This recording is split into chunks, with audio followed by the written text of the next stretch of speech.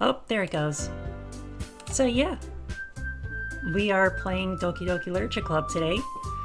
Um, so I've had this game for quite a while actually. I've I've owned this game since 2017, I think. It was either 2017 or 2018, I don't remember. But I haven't really gotten far into the game. But I'm pretty excited to start a new game.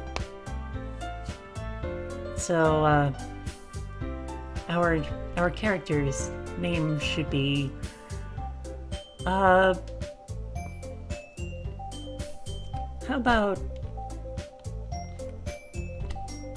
about Fox Friend? Yeah, there we go. That should do it. Hey! I see an annoying girl running toward me from the distance, waving her arms in the air like she's totally oblivious to any attention she might draw to herself. That girl is Sayori, my neighbor and good friend since we were children. You know, the kind of friend you'd never see yourself making today, but it just kind of works out because you've known each other for so long. We used to walk to school together on days like this, but starting around high school, she would oversleep more and more frequently, and I would get tired of waiting up. But if she's going to chase after me like this, I almost feel better off running away. However, I just sigh and idle in front of the crosswalk and let Sayori catch up to me. Oh dear. Well, there she is, one of the four main girls. I overslept again, but I caught you this time. Maybe only because I decided to stop and wait for you. You say that like you were thinking about ignoring me. That's mean, Fox Friend. Well, if people stare at you for acting weird, then I don't want them to think we're a couple or something. Fine, fine. But you did wait for me after all. I guess you don't have it in you to be mean, even if you want to. Whatever you say, Sayori. We cross the street together and make our way to school. As we draw near, the streets become increasingly speckled with other students making their daily commute. By the way, Fox Friend, have you decided on a club to join yet? A club?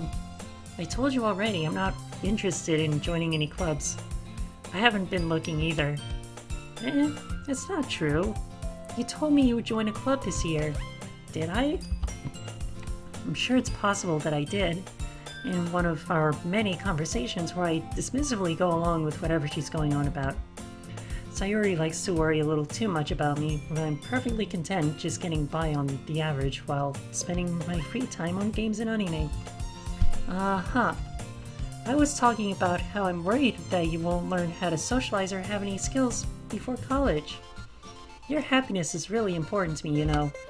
And I know you're happy now, but I die at the thought of you becoming a NEET in a few years because you're not used to the real world. You trust me, right? Don't make me keep worrying about you. Alright, alright. I'll look at a few clubs if it makes you happy. No promises, though. Will you at least promise me you'll try a little? Yeah, I guess I'll promise you that. Yay! She's such a good bean so far.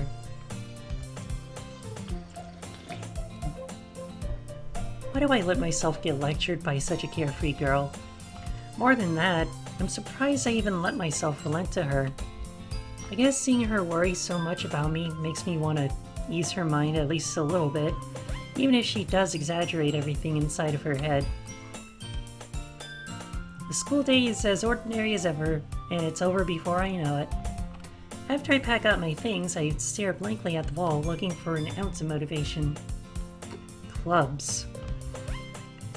Sayori wants me to check out some clubs. Guess I have no choice but to start with the anime club. Hello? Sayori? Sayori must have come into the classroom while I was spacing out. I look around and I realize I'm the only one left in the classroom. I thought I'd catch you coming out of the classroom, but I saw you just sitting here and spacing out, so I came in. Honestly, you're even worse than me sometimes. I'm impressed. You don't need to wait up for me. You don't need to wait up for me if it's going to make you late to your own club. Well, I thought you might need some encouragement, so I thought, you know... Know what? Well, that you could come to my club. Sayori. Yeah? There's no way I'm going to your club. Meanie. Sayori is vice president of the literature club. Not that I was ever aware that she had any interest in literature. In fact, I'm 99% sure she only did it because she thought it would be fun to help start a new club. Since she was the first one to show interest after the one who proposed the club, she inherited the title vice president. Of course she did. That said, my interest in literature is guaranteed to be even less. Yeah, I'm going to the anime club. Come on, please. Why do you care so much anyway? Well, I kind of told the club yesterday that I would bring in a new member. And Natsuki made cupcakes and everything. Aw, that's so sweet. Well, now we obviously can't turn her down. Don't make promises you can't keep. I can't tell if Sayori's really that much of an airhead or if she's so cunning as to have planned all of this out. I let out a long sigh. Fine, I'll stop by for a cupcake, okay? Yay! Let's go! Aw, look how happy she is. And thus, today marks the day I sold my soul for a cupcake. Oh dear. I think we all know where this is going. I dejectedly follow Sayori across the school and upstairs, a section of the school I rarely visit, being generally used for third-year classes and activities. Sayori, full of energy, swings open the classroom door. Everyone, the new member is here. Also, hi Noah, welcome to the stream. Yeah, I literally just started this game. It's pretty fun so far. I mean, it's literally just a visual novel, but still, I'm enjoying it. I told you, don't call me a new member. Eh? I glance around the room. Welcome to the Literature Club. It's a pleasure meeting you. Aw, happy Mommy and Me Day. Thank you so much. I'm glad to hear that. I'm glad to hear those words. Sayori always says nice things about you. Seriously, you brought a boy? Way to kill the atmosphere.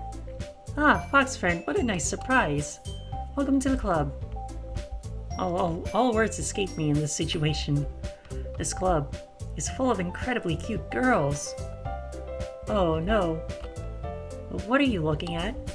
If you want to say something, say it. Sorry. Natsuki. The girl with the sour attitude, whose name is apparently Natsuki, is one I don't recognize. Her small figure makes me think she's probably a first year. She's also the one who made cupcakes, according to Sayori.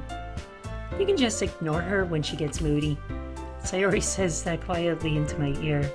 Then she turns back towards the other girls. Anyway, this is Natsuki, always full of energy. And this is Yuri, the smartest in the club. Don't say things like that. They forgot to add Mommy and Me into the game. Well, that's because I had graduated high school when this game came out, so I was no longer a viable option. Yuri, who appears comparably more mature and timid, seems to have a hard time keeping up with people like Sayori and Natsuki. Ah, well, it's nice to meet both of you. And it sounds like you already know Monika, is that right? That's right. Yeah, it is terrible. Imagine me not being a high schooler, suddenly being in this game. It's great to see you again, Fox friend. Monika smiles sweetly. We do know each other. Well, we rarely talked, but we were in the same class last year. Monika was probably the most popular girl in class. Smart, beautiful, athletic. Basically completely out of my league. So having her smile at me so genuinely feels a little... You too, Monika. Come sit down, Fox friend. We made room for you at the table so you can sit next to me or Monika. I'll get the cupcakes. Hey, I made them. I'll get them. Sorry, I got a little too excited. Then how about I make some tea as well? Ooh, some tea would sound very nice right about now. The girls have a few desks arranged to form a table. As Sayori mentioned, it's been widened so that there is one space next to Monika and one space next to Sayori. Natsuki and Yuri walk over to the corner of the room where Natsuki grabs a wrapped tray and Yuri opens the closet. Still feeling awkward, I take a seat next to Sayori. Natsuki proudly marches back to the table, tray in hand.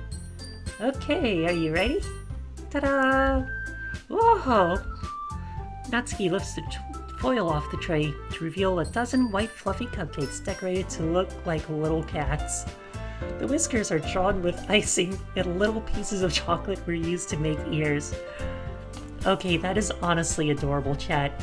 You can't just not like it.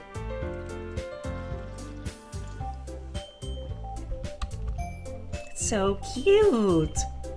I had no idea you were so good at baking, Natsuki. Well, you know. Just hurry and take one. Sayori grabs the first, then Monica. I follow. It's delicious. Sayori talks with her mouth full and has already managed to get icing on her face. Of course she did. What a cutie. I turn the cupcake around in my fingers, looking for the best angle to take a bite. Natsuki is quiet. Can't help but notice her sneaking glances in my direction.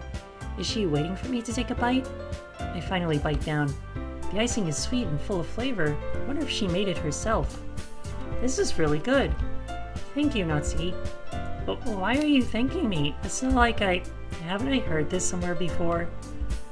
Made them for you or anything. Oh yeah, she's definitely the tsundere. I thought you technically did. Sayori said, well, maybe. But not for you. You know, you, dummy. Alright. I give up on Natsuki's weird logic and dismiss the conversation. Yuri returns to the table carrying a tea set. She carefully places a teacup in front of each of us before setting down the teapot next to the cupcake tray. If you keep a whole tea set in this classroom? Don't worry, the teachers give us permission. After all, doesn't a hot cup of tea help you enjoy a good book? I guess. Don't let yourself get intimidated. Yuri's just trying to impress you. That's not... Insulted, Yuri looks away. I meant that, you know. I believe you. Well, tea and reading might not be a pastime for me, but I at least enjoy tea. I'm glad. Yuri finally smiles to herself in relief. Monica raises an eyebrow, then smiles at me. So, what made you consider the literature club? I was afraid of this question. Something tells me I shouldn't tell Monica that I was practically dragged here by Sayori. Well, I haven't joined any clubs yet, and Sayori seems really happy here, so that's okay, don't be embarrassed. We'll make sure you feel right at home, okay? As president of the literature club, it's my duty to make the club fun and exciting for everyone. Monica, I'm surprised. How come you decided to start your own club? You could probably be a board member for any of the major clubs. Weren't you a leader of the debate club last year? Well, you know. To be honest, I can't stand all of the politics around the major clubs. It feels like nothing but arguing about the budget and publicity and how to prepare for events. I'd much rather take something I personally enjoy and make something special out of it. If it encourages others to get into literature, then I'm fulfilling that dream. Monica really is a great leader. Yuri also nods in agreement, and I need to drink some water real quick. Yeah, I don't think I'll be doing this for very long, because this is a lot of reading for me. And I'm surprised there aren't more people in the club yet. It must be hard to start a new club. You could put it that way. Not many people are very interested in putting out all the effort to start something brand new. Especially when it's something that doesn't grab your attention, like literature. You have to work hard to convince people that you're both fun and worthwhile. But it makes school events like the festival that much more important. I'm confident that we can all really grow this club before we graduate. Right, everyone? Yeah, we'll do our best. You know it. Everyone enthusiastically agrees. Such different girls, all interested in the same goal. Monica must have worked really hard just to find these three. Maybe that's why they were all so delighted by the idea of a new member joining. Though I still don't really know if I can keep up with the level of their enthusiasm about literature. So, Foxfern, what kind of things do you like to read? Well, considering how little I've read these past few years, I don't really have a good way of answering that. Manga? I mutter quietly to myself, half joking. Natsuki's head suddenly perks up. Looks like she wants to say something, but she keeps quiet. Not much of a reader, I guess. Well, that can change. What am I saying? I spoke without thinking after seeing Yuri's sad smile. Anyway, what about you, Yuri? Well, let's see. Yuri traces the rim of her teacup with her finger. My favorites are usually novels that build deep and complex fantasy worlds. The level of creativity and craftsmanship behind them is amazing to me. And telling a good story in such a foreign world is equally impressive. Yuri goes on, clearly passionate about her reading. She seems so reserved and timid since the moment I walked in, but it's obvious by the way her eyes light up that she finds her comfort in the world of books, not people. But you know, I like a lot of things. Stories with deep psychological elements usually immerse me as well. Isn't it amazing how a writer can so deliberately take advantage of your own lack of imagination to completely throw you for a loop? Anyway, I've been reading a lot of horror lately. Oh, yep. Yeah. I can see where this is going now. I read a horror book once. I desperately grasped something I can relate to at the minimal level. At this rate, Yuri might as well be having a conversation with a rock. Really? I wouldn't have expected that, Yuri. For someone as gentle as you. I guess you could say that. But if a story makes me think, or takes me to another world, then I really can't put it down. Surreal horror is often very successful at changing the way you look at the world, if only for a brief moment. Ugh, I hate horror. Oh? Why's that? Well, Natsuki's eyes dart over to me for a split second. Never mind. That's right, you usually like to write about cute things, don't you, Natsuki? What? What gives you that idea? You left a piece of scrap paper behind last club meeting. It looks like you were working on a poem called Don't Say It Out Loud. Yeah, give that back. Fine. Your cupcakes, your poems. Everything about you is just as cute as you are. Sayori sidles up behind Natsuki and puts her hands on her shoulders. I'm not cute. Natsuki, you write your own poems?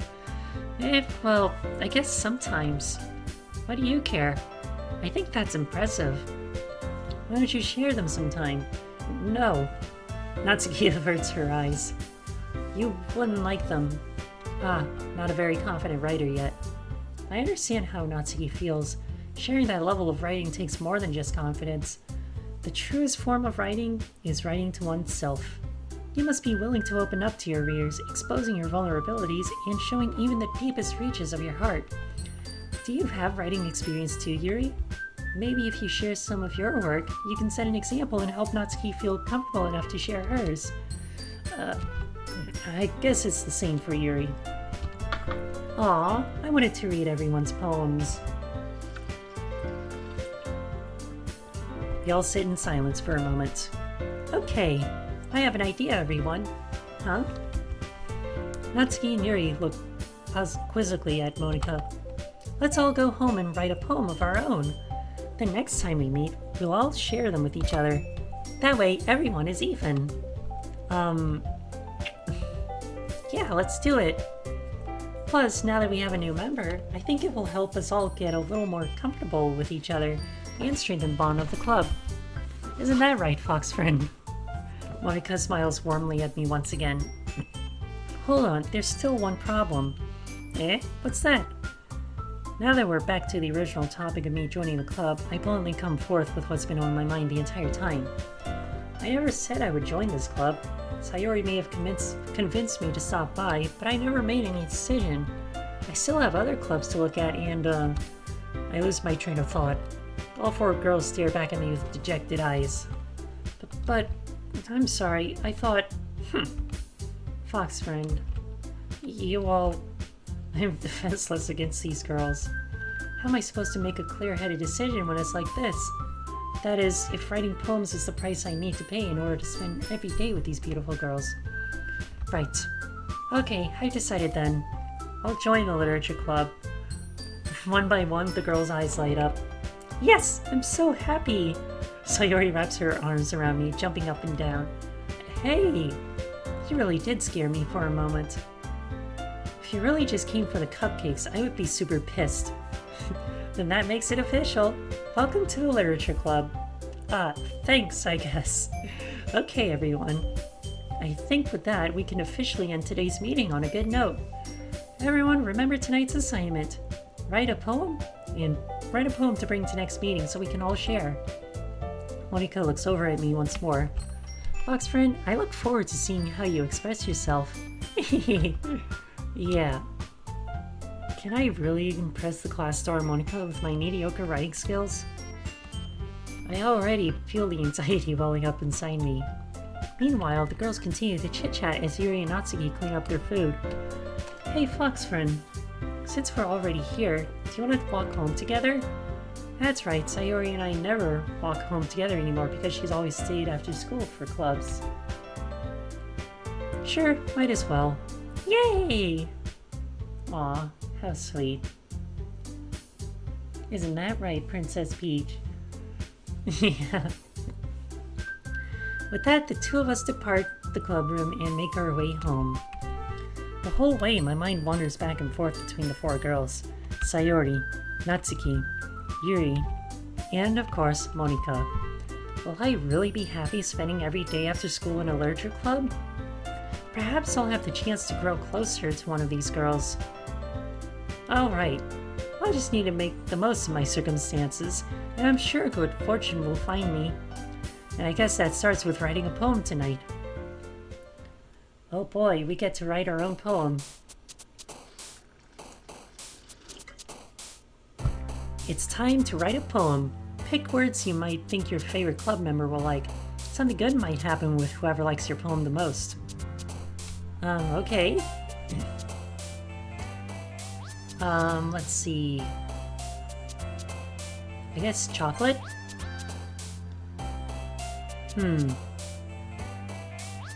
Hope? Unrestrained. Anxiety. Time. Analysis. Whirlwind. Ribbon. Fireworks. Portrait. Extraordinary. Captive. Landscape. So it looks like we're going the Yuri route this time. Despise? Beauty? Doki Doki. Yes. That's the name of the game after all. Charm. Passion. Defeat. And misfortune. Hi again, Fox friend. Glad to see you didn't run away on us. Haha. Don't worry. This might be a little strange for me, but I at least keep my word. Well, I'm back at the Literature Club. I was the last to come in, so everyone else is already hanging out. Thanks for keeping your promise, Fox friend. I hope this isn't too overwhelming of a commitment for you. Making you dive headfirst into literature when you're not as accustomed to it? Oh, come on, like he deserves any slack. Sayori told me you didn't even want to join any clubs this year. And last year, too. I don't know if you plan to just come in here and hang out or what. But if you don't take us seriously, then you won't see the end of it. Natsuki, you certainly have a big mouth for someone who keeps her manga collection in the club room. Oh dear. Poor Natsuki. Natsuki finds herself stuck between saying Monika and manga. Mangaka? That's the Japanese word for manga artist.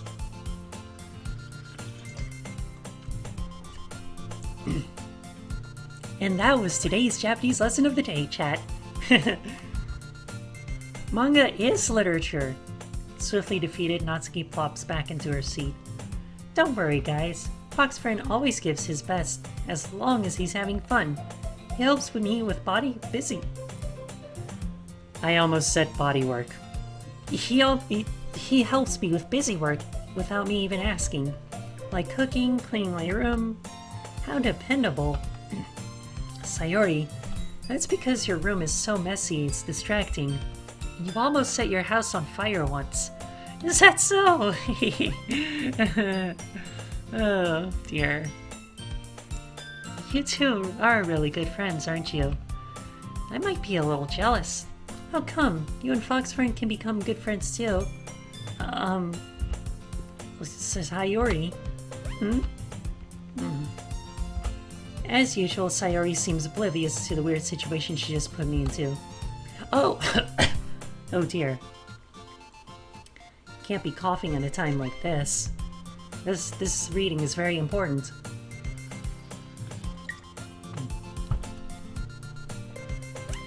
Yuri even brought you something today, you know. Wait, Sayori? Me? Not really. Don't be shy. It's really nothing. What is it? Never mind. Sayori made it sound like a big deal when it's really not. What do I do? I'm sorry, Yuri. I wasn't thinking. I guess that means it's up to me to rescue the situation. Hey, don't worry about it. First of all, I wasn't expecting anything in the first place, so any nice gesture from you is a pleasant surprise. It'll make me happy no matter what. Is that so? Yeah, I wouldn't make a big deal if you don't want it to be. Alright. Well, here. Yuri reaches into her bag and pulls out a book. I didn't want you to feel left out, so I picked out a book that I thought you might enjoy. It's a short read, so it should keep your attention, even if you don't usually read. And we could, discuss it if you wanted. This is... How is this girl accidentally being so cute? She even picked out a book she thinks I'll like despite me not reading much. Yuri, thank you. I'll definitely read this. I enthusiastically take the book. Phew! Well, you can read it at your own pace. I look forward to hearing what you think. Now that everyone's settled in, I expect Monika to kick off some scheduled activities for the club. That doesn't seem to be the case. Sayori and Monika are having a cheery conversation in the corner. Yuri's face is already buried in a book. I can't help but notice her intense expression, like she was waiting for this chance. Meanwhile, Natsuki is rummaging around the closet. Man, looks like no one wants to be bothered today. I slump down into the nearest desk. How am I supposed to occupy myself with something literature-related by myself like this? I guess I could always read some of the book Yuri gave me. I'm feeling a little too tired to read. I could probably fall asleep right now. I close my eyes and end up listening on Sayori's conversation with Monika. We're probably gonna seem really lame compared to all the other clubs though. Well, we can't give up. The festival is our chance to show everyone what literature is all about. The problem is that the idea of a literature club sounds too dense and intellectual. But it's not like that at all, you know. We just need a way of showing that to everyone. Something that speaks to their creative minds. That doesn't solve the problem, though. What do you mean? Even if we come up with the most fun thing ever, nobody will come in the first place if it's a literature event. So it's more important to figure out how to get people to show up in the first place, you know? And after they come, we can do the thing to speak to their creative minds. What's this? Sayori is taking this really seriously. It's rare to hear her deliberating like this. Huh, that's a good point. In that case, do you think food will do the trick?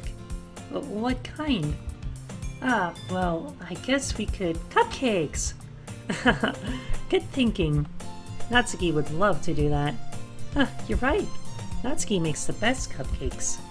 That works out perfectly. That wasn't why you suggested it? Cupcakes speak to my creative tummy.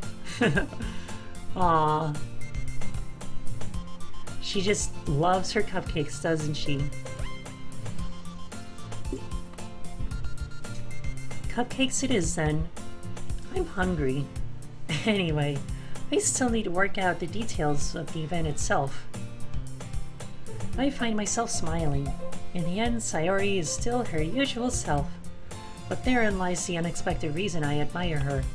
Unlike me, who has trouble finding any motivation at all, Sayori can put her mind to things and make them come to life.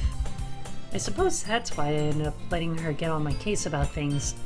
I can't help but wonder what it would be like to see the world through her eyes. Whoa! I opened my eyes to find Sayori's face filling my vision. I nearly fall out of my chair. Sorry. Wait. Actually, I'm not sorry at all. It's your fault for sleeping like that. This isn't the napping club. Does our school have a napping club? You're staying up late again, aren't you? Now that you're in a club, you're gonna have less time for anime, you know. You'll need to get used to it. Don't say that so loud. I glance over my shoulder to see if Morika overheard. It's true, though. Yeah. I know. You're always looking out for me, Sayori. It's what I do best. That's a problem. What about you? You look out for me better than you look out for yourself. You're still oversleeping every day, aren't you? Not every day. That's not very convincing.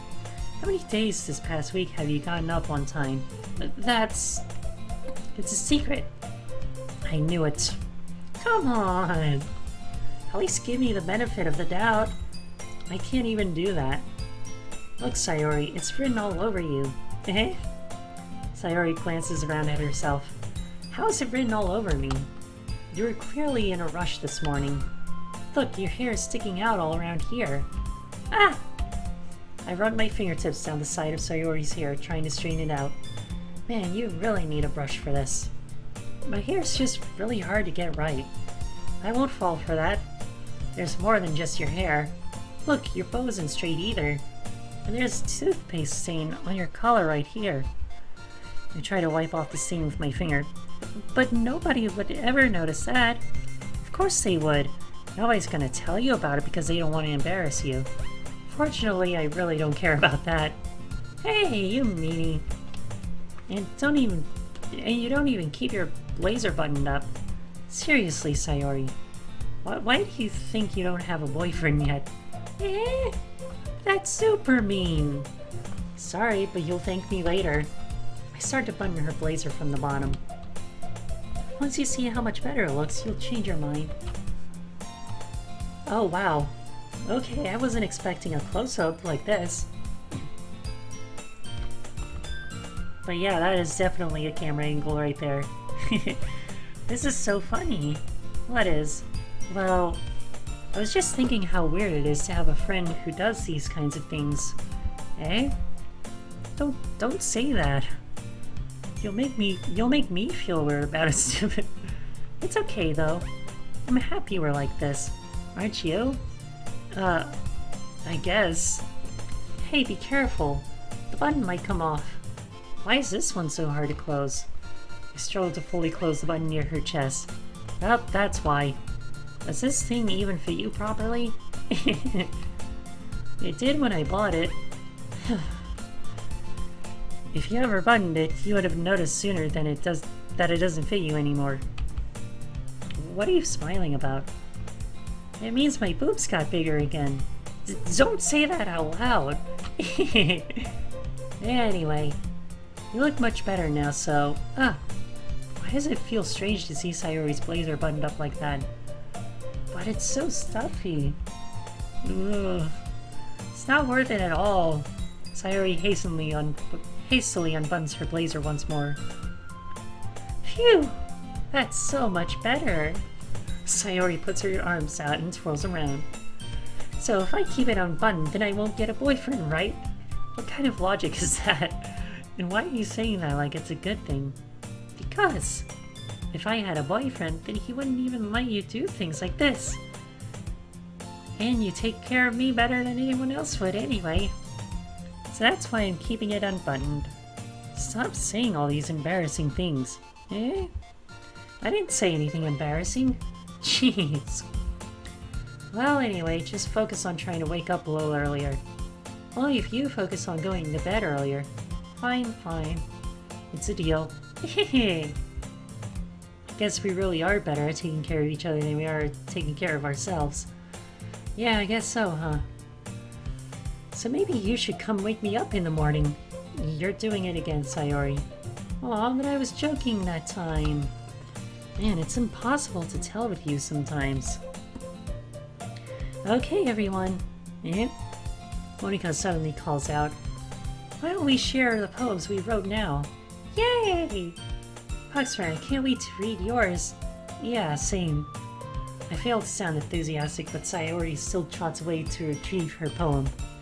By the way, did you remember to write a poem last night? Yeah. My relaxation ends. Can't believe I agreed to do something so embarrassing. Couldn't really find much inspiration since I've never really done this before. Well, now that everyone's ready, why don't you go find someone to share with? I can't wait! Sayori and Monika enthusiastically pull out their poems. Sayori's is on a wrinkled sheet of loose leaf torn from a spiral notebook. On the other hand, Monika wrote hers in a composition notebook. I can already see Monika's pristine handwriting from where I sit. Natsuki and Yuri reluctantly comply as well, reaching into their bags. I do the same myself. Who should I show my poem to first? I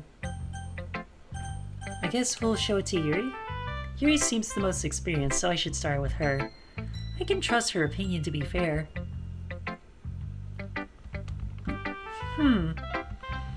Yuri stares at the poem. A minute passes, more than enough time for her to finish reading. Sorry. I forgot to start speaking. It's fine. Don't force yourself. I'm not. I just need to put my thoughts into words. Hold on. Okay. This is your first time writing a poem, right? Yeah. Why do you ask? I'm just making sure. I guess that might be after reading through it. Ah, so it's that bad. No? Did I just raise my voice? I'm so sorry. Yuri buries her face in her hands. I couldn't help but notice that it's been several minutes and we really haven't gotten anywhere. It might take Yuri a while to get used to new people. It's fine. I really didn't notice. What were you saying? Right, it's just that there are specific writing habits that are usually typical of new writers. And having been through that myself, I kind of learned to pick up on them. I think it's the most noticeable thing I recognize in new writers is that they try to make their style very deliberate. In other words, they tend to pick a writing style separate from the topic matter, and they form-fit the two together. The end result is that both the style and the expressiveness are weakened. Once Yuri finishes her train of thought, it's as if her demeanor totally changes. Her stammering is completely gone, and she sounds like an expert. Of course, that's not something you can be blamed for. There are so many different skills and techniques that go into writing even a simple poem. Not just finding them and building them, but getting them to work together is probably the most challenging part. It might take you some time, but it all comes with practice and learning by example and trying new things. I also hope that everyone else in the club gives you valuable feedback. Natsuki can be a bit biased though. Biased? How? Well, never mind. I shouldn't be talking about people like that. Sorry. It's fine. I'm not sure if Yuri is apologizing to herself, to me, or Natsuki. Do you mind if I read your poem now? But please do. I'd love to share my thought process behind it. Yuri smiles dreamily, as if that's a rare opportunity for her, which itself is kind of funny. After all, isn't it supposed to be a literature club? Ghost under the light. The tendrils of my hair illuminate beneath the amber glow. Bathing. It must be this one. The last remaining streetlight to have withstood the test of time. The last yet to be replaced by the sickening blue-green hue of the future. I bathe, calm, breathing air of the present, but living in the past. The light flickers. I flicker back. I'm sorry, I have such terrible handwriting. What? I wasn't thinking that at all. But it took you a long time to read. Well, I just don't read script very often. I actually think your handwriting is pretty. Eh? That's a relief. Also, I like the poem. Even though it's short, it was really descriptive. It wasn't too short. I usually write longer poems. Not at all. I'm really glad you like it. I'll be honest. Since it's our first time sharing, I wanted to write something a little more mild. Something easy to digest, I suppose. Are you into ghost theory? Actually, the story isn't about a ghost at all, Foxren. Really? I must have totally missed the point. Well, I suppose you did only glance over it after all. But remember that poets often express their own thoughts, feelings, and experiences in their work. They usually do more than tell a simple story or paint a picture. In this case, perhaps the subject of the poem is only being symbolically compared to a ghost, lingering in her last remaining place of comfort, unable to let go of the past, and soon to be left with nothing. That's a lot more solemn putting it that way. I hadn't even thought of that. That's impressive. It's nothing really. Well, it makes me happy that you think that. Just remember that it won't be long before you pick up on these things too. Yeah, maybe you're right. I guess I'll have to keep trying. I'm counting on you. Who should I show my poem to next? How about Natsuki? Since there's chocolate in there as well. Well, it's about what I expected from someone like you. That's a little blunt. Well, excuse me, princess. It's not like I said that it was bad. It just didn't evoke any emotions. So basically, it's not cute enough for your tastes. Do you want to get smacked? I'll pass. Well, anyway, I guess I need to show you mine. Not that you'll like it. Eagles can fly. Monkeys can climb. Crickets can leap. Horses can race. Owls can seek. Cheetahs can run. Eagles can fly. People can try, but that's about it. Yeah. I told you that you weren't gonna like it. I like it. What? Just be honest. I am. Why are you so convinced that I wouldn't like it? Well, because everyone in high school thinks that writing has to be all sophisticated and stuff. So people don't even take my writing seriously. But isn't the point of poems for people to express themselves? Your writing style wouldn't make your message any less valid. Yes, exactly. I like it when it's easy to read, but it hits you hard. Like in this poem. Seeing everyone around you do great things can be really disheartening. So I decided to write about it. Yeah, I understand. But the other nice thing about simple writing is that it puts more weight on the wordplay. Like I set up for a rhyme at the end, but then I made it fall flat on purpose. It helps bring out the feeling in the last line. So you did. I guess more went into it than I realized. That's what it means to be a pro. I'm glad you learned something. Didn't expect that from the youngest one here, did you? Yeah, guess not. I decided to humor her with the last comment. I don't really care how old everyone is, but if Natsuki is feeling proud, then I won't take that away from her.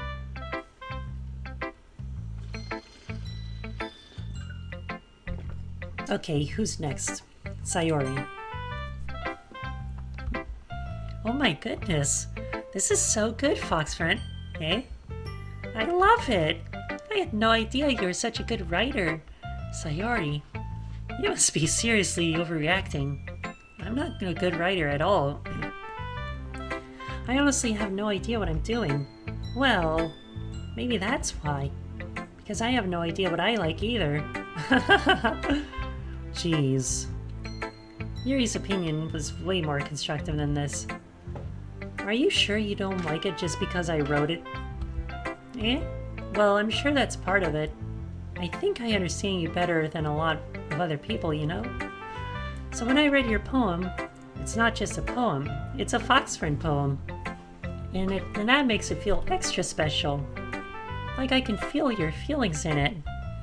Sayori hugs the sheet against her chest. You're so weird, Sayori. I'm really happy that you wrote one. It just reminds me of how you're really part of a club now. Not to mention the fact that I'm standing in front of you in the club room. Oh, well, of course. I'm not really into it yet, but that doesn't mean I'll break my promise. See?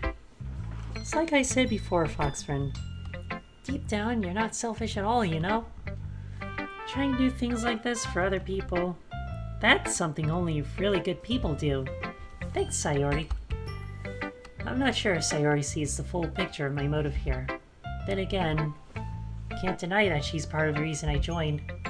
Knowing how much this means to her and all. Yeah. And I'm gonna make sure you have lots of fun here, okay? That will be my way of thanking you.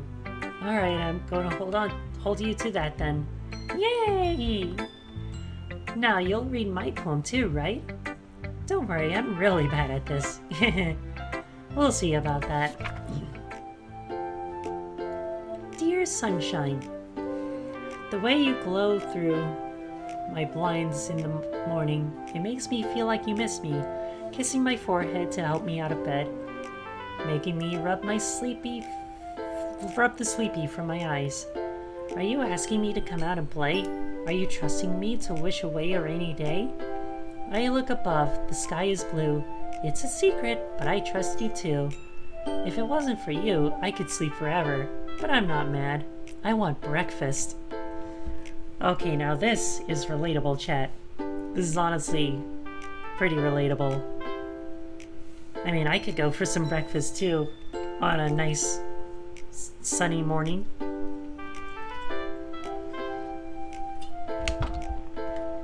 Sayori, this is just a guess, but did you wait until this morning to write this? No, just a little bit. You can't answer just a little bit to a yes or no question. I forgot to do it last night. Well, at least that makes me feel a little better about myself. Don't be mean. I still tried my best. Yeah. I didn't mean to say that it was a bad poem. It came out nice, or how should I put it? It sounds just like you. Really? Yeah. Especially that last line. I made eggs and toast. Even though you were late to school. It's bad to skip breakfast. I get all cranky. Well, I guess there's no point in arguing. Anyway, thanks for showing me. This was so much fun. Monika's the best. Yeah. But next time I won't forget. And I'm gonna write the best poem ever. Well, I guess I'll look forward to it. Well, chat, there is only one choice left. We show our poem to Monika. Hi, Fox friend. Having a good time so far? Yeah. Good, glad to hear it. By the way, since you're new and everything, if you ever have any suggestions for the club, like new activities or things we can do better, I'm always listening. Don't be afraid to bring things up, okay? Alright, I'll keep that in mind. Of course, I'll be afraid to bring things up. I'm much better off just going with the flow until I'm more settled in. Anyway, want to share your poem with me? It's kind of embarrassing, but I guess I have to. Don't worry, Fox friend. We're all a little embarrassed today, you know. But it's that sort of barrier that we'll all learn to get past soon. Yeah, that's true. I hand Monika my poem. I like this one. It makes me think of something Sayori would like. Is that so? You and Sayori are really good friends, right? I wouldn't be surprised if you had those sorts of things in common. Oh, well. We may be good friends, but Sayori and I are actually really different. Well, that may be the case, but maybe there are also some similarities that you wouldn't expect. The way she talks about you, it sounds like the two of you really care about each other's well-being. Even if you show it in different ways, it ends up being more similar than you think. So I think that's the kind of vibe I get when reading your poem. You sure you're not reading into it too much? I could be. Oh gosh, I sound like Yuri. But in any case, Sayori's writing has kind of a gentle feel to it. I can tell that she likes exploring with emotions, like happiness and sadness. Who knew that someone so happy would enjoy sad things too? Yeah, that's totally unexpected. Well, to each their own. And you shouldn't be too afraid to experiment a little bit either. I'm sure it'll end up trying different things a lot. I'll end up trying different things. It could take a while before I feel comfortable doing this. That's okay. I'd love to see you try new things. That's the best way to find the kind of style that suits you. Everyone else might be a little bit biased toward their own kinds of styles, but I'll always help you find what suits you the most. So don't force yourself to write the way everyone else wants you to write. It's not like you have to worry about impressing them or anything. Anyway, do you want to read my poem now? Don't worry, I'm not very good. You sound pretty confident for someone who claims to not be very good. Well, that's because I have to sound confident. Doesn't mean I always feel that way, you know? I see. Well, let's read it then. Hole in wall. It couldn't have been me. See the direction of the sparkle protrudes? Oh wait, spackle. See the direction the spackle protrudes. A noisy neighbor? An angry boyfriend? I'll never know. I wasn't home. I peer inside for a clue. No, I can't see. I reel, blind, like a film left out in the sun. But it's too late. My retina's already scorched with a permanent copy of the meaningless image. It's just a little hole. It wasn't too bright. It was too deep, stretching forever into everything. A hole of infinite choices. I realized now that I wasn't looking in. I was looking out. And he, on the other side, was looking in. So, what do you think? It's very freeform, if that's what you call it. Sorry, I'm not really the right person to ask for feedback. It's okay. Yeah, that kind of style has gotten pretty popular nowadays. That is, a lot of poems have been putting emphasis on the timing between words and lines. When performed out loud, it can be really powerful. What was the inspiration behind this one? Well, I'm not sure how to put it, but I guess you could say that I had some kind of epiphany recently. It's been influencing my poems a bit. An epiphany? Yeah, something like that. I'm kind of nervous to talk about deep stuff like that because it's kind of coming on strongly. Maybe everyone is better with friends like each other. Anyway, here's Monika's writing tip of the day. Sometimes when you're writing a poem or a story, your brain gets too fixated on a specific point. If you try so hard to make it perfect, you'll never make any progress. Just force yourself to get something down on the paper and tidy it up later. Another way to think about it is this. If you keep your pen in the same spot for too long, you'll just get a big dark puddle of ink. So just move your hand and go with the flow. That's my advice for today. Thanks for listening. Phew! I guess that's everyone. I glance around the room. That was a little more stressful than I anticipated. It's as if everyone is judging me for my mediocre writing abilities. Even if they're just being nice, there's no way my poems can stand up to theirs. This is a literature club after all. I sigh. I guess that's what I ended up getting myself into. Across the room, Sayori and Monika are happily chatting. My eyes land on Yuri and Natsuki.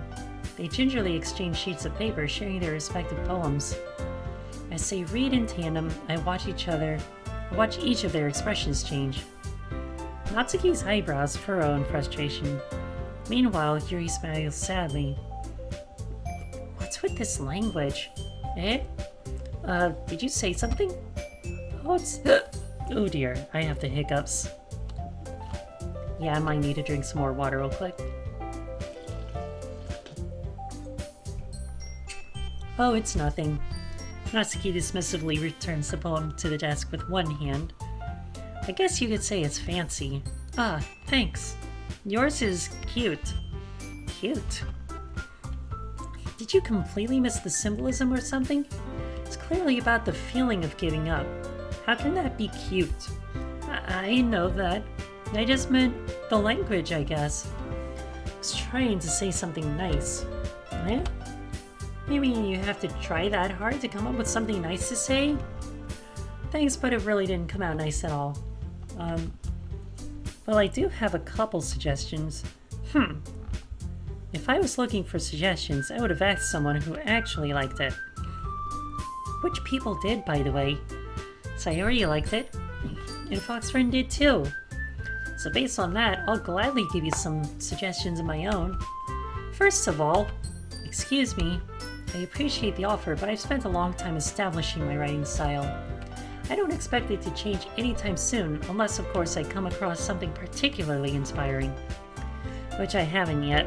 And Foxfriend liked my poem too, you know. He even told me he was impressed by it. Natsuki suddenly stands up. Oh? I didn't realize you were so invested in trying to impress our new member, Yuri. Eh? That's not what I... Ugh. You're just... Yuri stands up as well. Maybe you're just jealous that Foxfriend appreciates my advice more than he appreciated yours. Huh? And how do you know he didn't appreciate my advice more? Are you that full of yourself? No. If I was full of myself, I would deliberately go out of my way to make everything I do overly cutesy. Is everyone okay? Well, you know what? I wasn't the one whose boobs magically grew a size bigger as soon as Foxfriend started showing up. Natsuki? Natsuki, that's a little... This doesn't involve you. I don't like fighting, guys. Suddenly, both girls turned towards me as if they just noticed I was standing there. Foxfriend, she's just trying to make me look bad. That's not true. She started it. If she could get her over herself and learn to appreciate that simple writing is more effective, then this wouldn't have happened in the first place. What's the point of making your poems all convoluted for no reason? The meaning should jump out at the reader, not force them to have to figure it out. Help me explain that to her, Foxfriend. Wait, there's a reason we have so many deep and expressive words in our language. It's the only way to convey complex feelings and meaning the most effectively. Avoiding them is not only unnecessarily limiting yourself, it's also a waste. You understand that, right, Foxfriend? Well... How did I get dragged into this in the first place? It's not like I know anything about writing, but whomever I agree with, they'll probably think more highly of me. So of course that's going to be... Yuri. Natsuki. You're right that I liked your poem. See? Wait, that's not an excuse for you to be so mean. You shouldn't pick a fight just because someone's opinion is different. That's not what happened at all. Yuri wouldn't even take my poem seriously. I understand. Yuri? Eh? You're a seriously talented writer. It's no secret that I was impressed. Well, but here's the thing. No matter how simple or refined someone's writing style is, they're still putting feelings into it, and it becomes something really personal. That's why Natsuki felt threatened when you said her poem was cute. I see. I didn't notice that I'm sorry. But Natsuki, you took it way too far. Yuri means well, and if you just told her how you felt, then this wouldn't have happened in the first place. Are you kidding? That's exactly what I did. It was her that... Natsuki, I think that's enough. You both said some things that you didn't mean. Yuri apologized. Don't you think you should too? Natsuki clenches her fists. In the end, nobody has taken her side. She's trapped at this point, being defiant only because she can't handle the pressure. I end up feeling bad for her. Sometimes when I'm hurt, it helps to take a walk and clear my head. Sayori, she doesn't need to... You know what? I'm going to do that. It'll spare me from having to look at all your faces right now. Wow. Cold-hearted Natsuki. Wow. Without warning, Natsuki snatches her own poem from the desk and storms out. On her way out, she crumples up the poem with her hands and throws it in the trash. Natsuki. She really didn't need to do that. I look across the room. Yuri has her chin buried in her hands while she stares down at her desk. I gingerly approach her and sit in an adjacent chair. Is everything alright? I'm so embarrassed. I can't believe I acted like that. You probably hate me now. No, Yuri. How could anyone not have gotten frustrated after being treated like that? You handled it as well as anyone could. I don't think any less of you. Well, alright, I believe you. Thanks, Foxfriend. You're too kind. I'm thankful to have you a part of this club now. It's nothing. One more thing. That one thing that Natsuki said about, I would never do anything so shameful. So, what thing did Natsuki say? Well, never mind that. I'm going to make some tea. Good idea. Make enough for more than one person, okay? Yeah.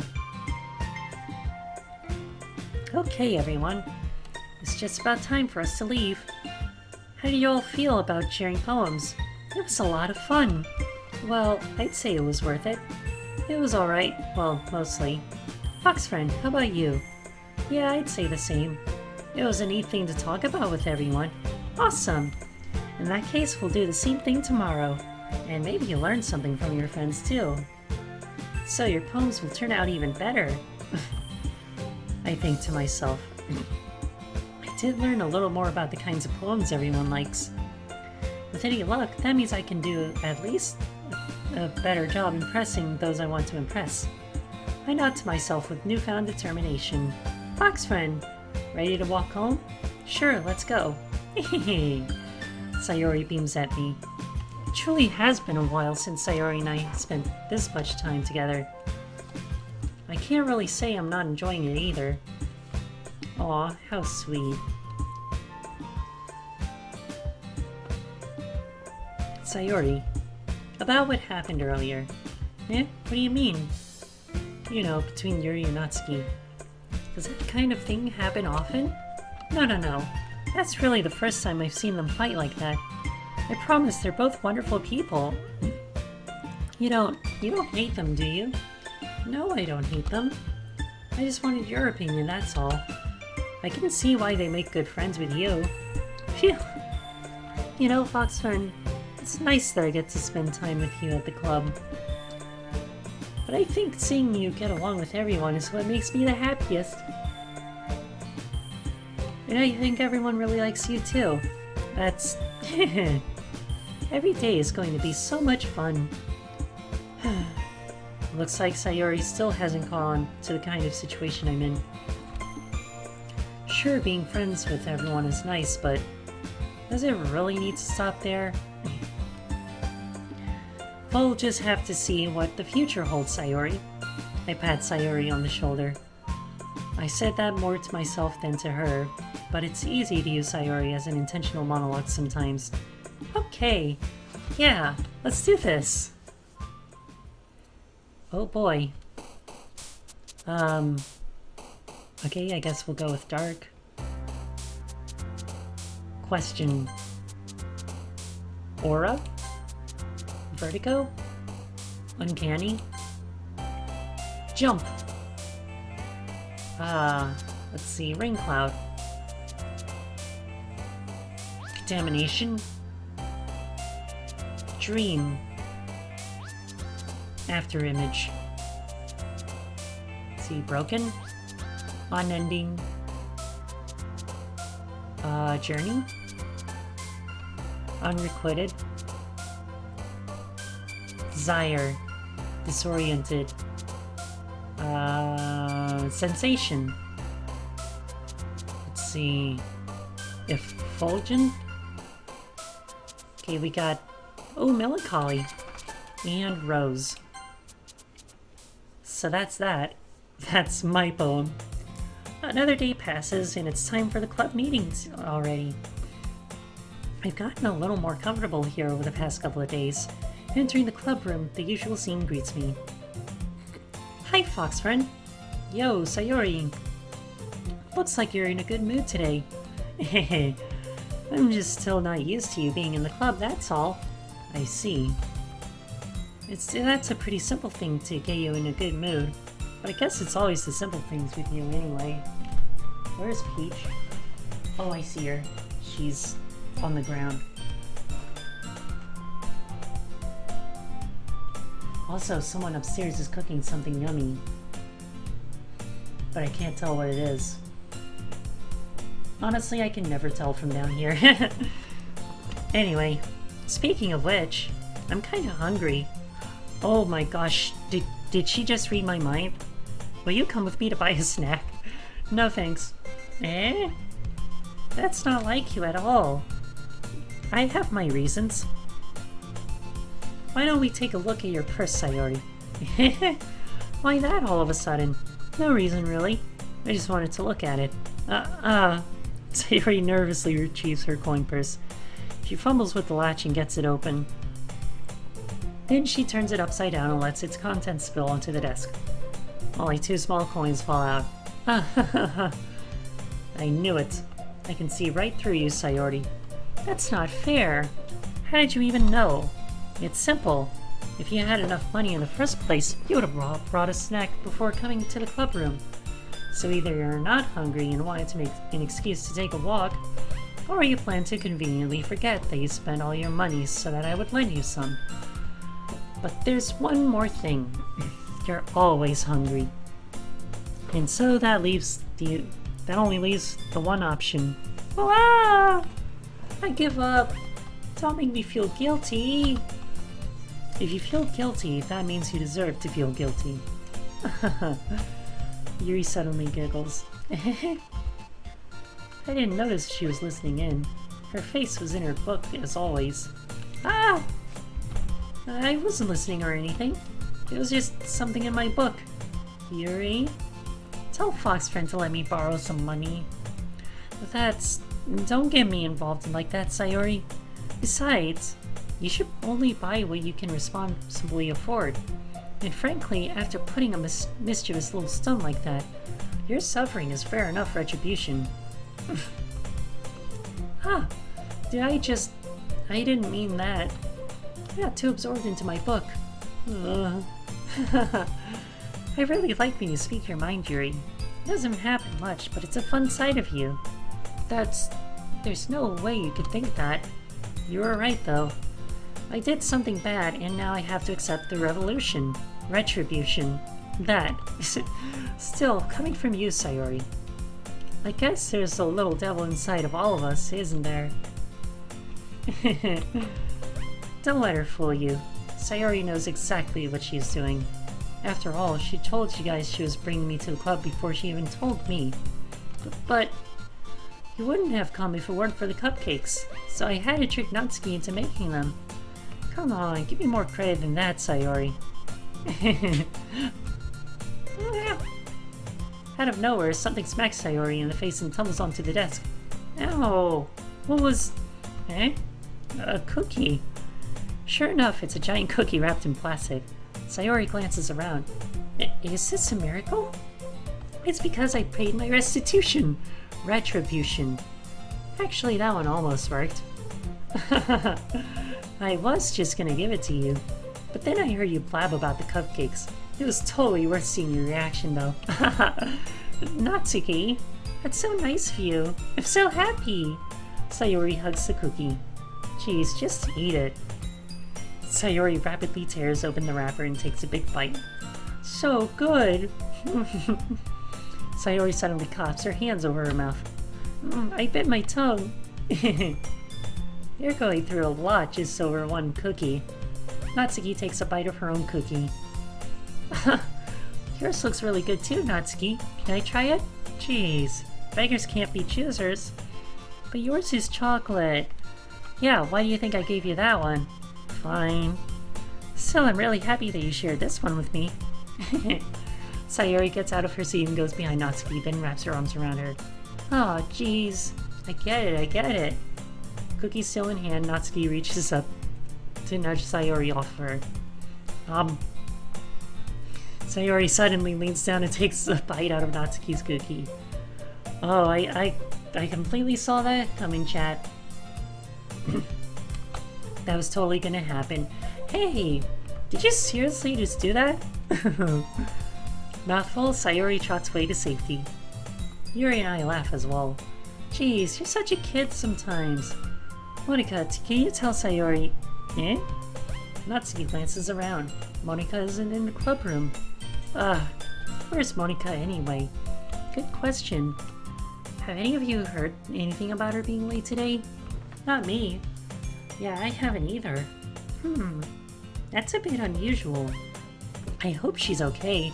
Of course she's okay. She's probably just had something to do today. She's pretty popular after all. You don't think she has a... I wouldn't be surprised. She's probably the more desirable than all of us combined. That's true. Excuse me? Suddenly the door swings open. Sorry, I'm super sorry. And there you are. I didn't mean to be late. Hope you guys weren't worried or anything. Eh? Monika chose the club over her boyfriend after all. You're so strong-willed. Boyfriend? What on earth are you talking about?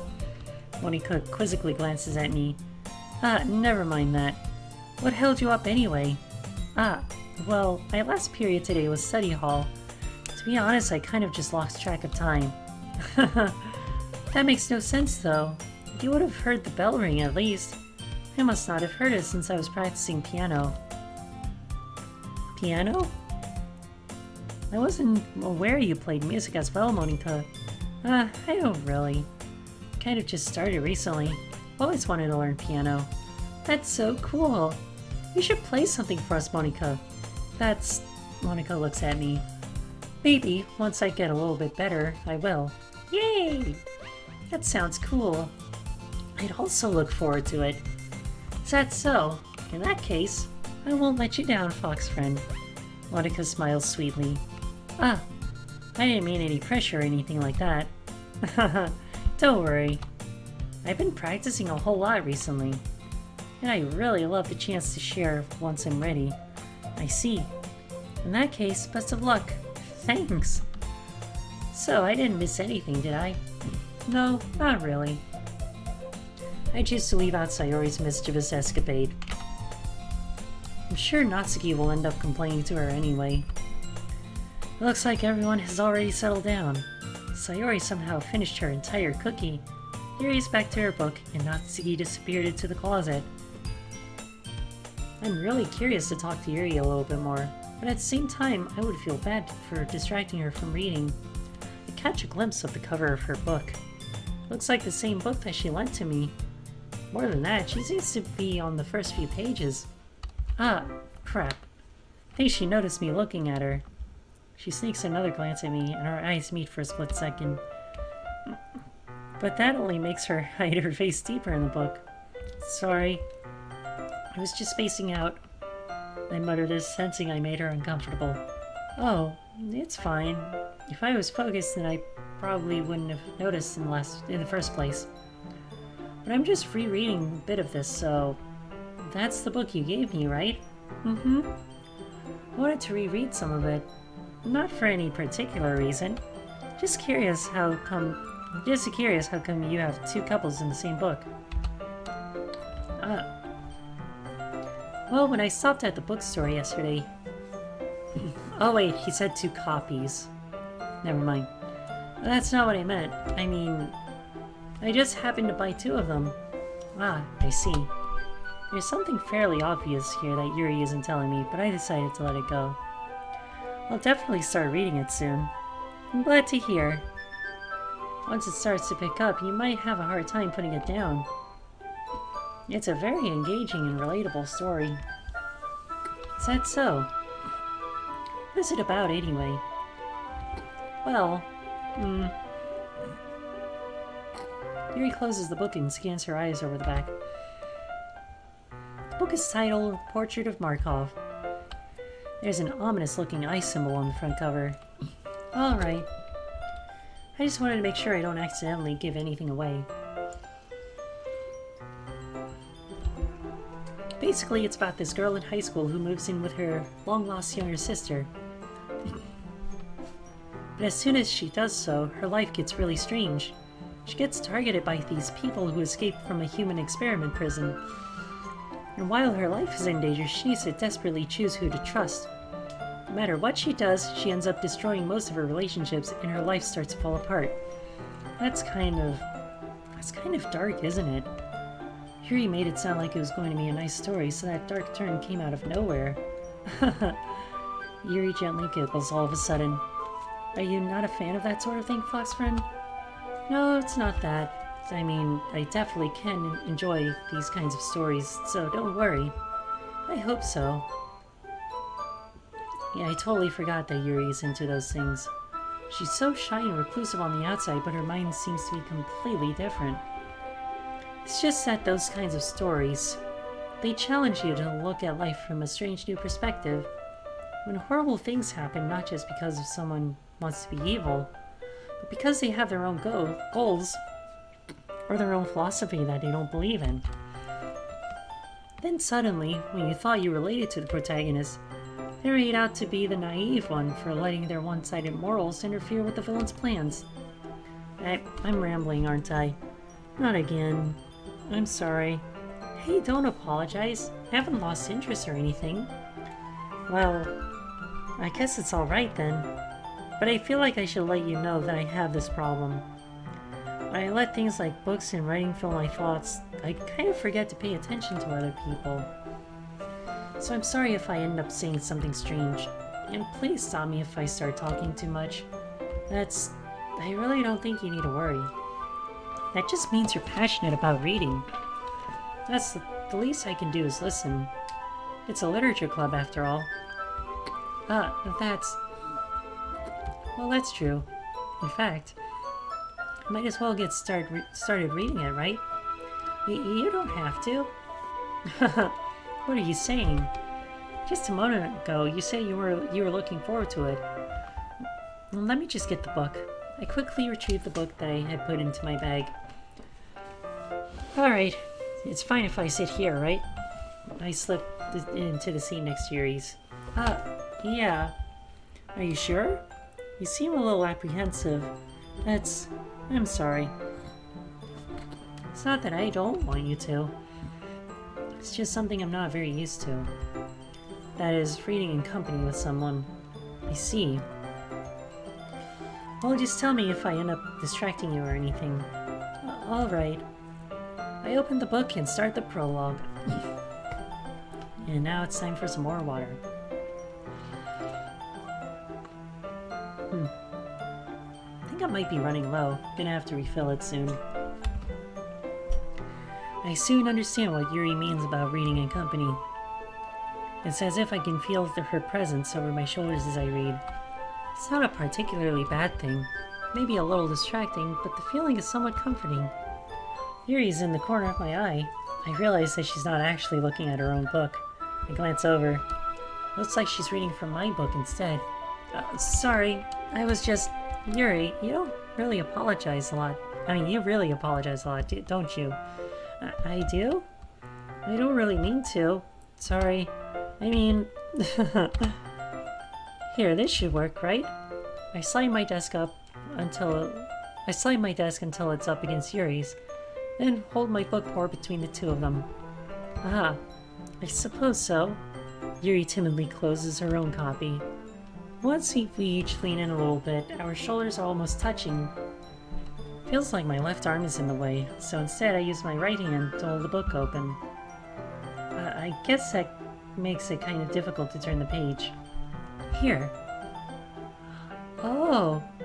Yuri takes her left arm and holds the left side of the book between her thumb and forefinger. Ah! I do the same with my right arm on the right side of the book. I almost said wrong side of the book, but that wouldn't be right either. That way, I turn a page and Yuri slides it under her thumb after it flips to her side. But in holding it like this, we're all even closer together than before. It's actually kind of distracting me. It's as if I can feel the warmth of Yuri's face, and she's in the corner of my vision. Are you ready? Let's turn the page. Sorry. I think I got a bit distracted for a second. Glance over at Yuri's face again, and our eyes meet. I don't know how I'll be able to keep up with her. That's okay. You're not as used to reading, right? I don't mind reading. I don't mind being patient if it takes you a bit longer. It's probably the least I can do. Since you've been so patient with me, Yeah, thanks. We continue reading. Yuri no longer asks me if I'm ready to turn the page. Instead, I just assume that she finishes this page before me, so I turn it by my own volition. We continue the first chapter in silence. Even so, turning each page almost feels like an intimate exchange. My thumb gently letting go of the page, letting it flutter over to her side as she catches it under her own thumb. Hey, Yuri. This might be a silly thought, but the main character kind of reminds me of you a little bit. You think so? How does she? Well, I guess she's more blunt in a lot of ways. But she also second-guesses all of the things that she says and does. Like she's afraid she'll do something wrong. It's not like I can see into your head or anything. But they're kind of reminiscent of some of your mannerisms. I see. Yuri remains silent for a moment. But Fox Friend, that's probably a terrible thing to have in common with her. That's so embarrassing that you think that. Wait! I didn't mean it in a bad way or anything. Sorry, I really didn't know you were self-conscious about that sort of thing. I guess I more meant that's kind of cute. What are you saying all of a sudden? Okay, everyone. I think it's about time we share today's poems with each other. We might not have enough time if we wait too long. Yuri exhales, but spared from finishing her thoughts. Is that alright, Yuri? You look kind of down. I'm sorry if you haven't been looking forward to this. It's fine. Yuri releases her hand from the book, causing it to close on top of my thumb. Alright, guess I'll do some more reading tonight. Or would you prefer I only read it with you? I guess I don't have too much of a preference either way. In that case, I'll read a little more tonight. It'll be more fun to read with you after it picks up a bit, you know? That's good reasoning. In that case, feel free to finish the first 2 chapters in your own time. Alright. I stand up. I make a mental note of where I left off in the book, then slip it back into my bag. Alright, let's show off my poem to Yuri first. Let's see what you've written for today. Yuri stares at the poem with a surprised expression on her face. Do you like it? Fox Friend, how did you pick up on this so quickly? Just yesterday I was telling you the kind of techniques worth practicing. Maybe that's why. You did a good job explaining. I really wanted to try giving it more imagery. Yuri visibly swallows. Even her hands appear sweaty. I'm not used to this. Used to what? I don't know. It's fine, take your time. Yuri breathes and collects her thoughts. I know that Yuri likes to think before she speaks, so I offer that patience to her. Yeah, just being appreciated like this, I guess, it probably sounds really stupid. But seeing someone motivated by my writing just makes me really happy. Are you saying that you've never shared your writing before? Yuri nods. Really? I don't believe it. I really only write for myself. And besides, people would just laugh at me. Do you really think that? Again, Yuri nods. Huh. Even your close friends. Yuri doesn't respond to that. I wonder why. Anyway. Do you want to share the poem you wrote today? Yeah, I do. If it's with you. The raccoon. It happened in the dead of night while I was slicing bread for a guilty snack.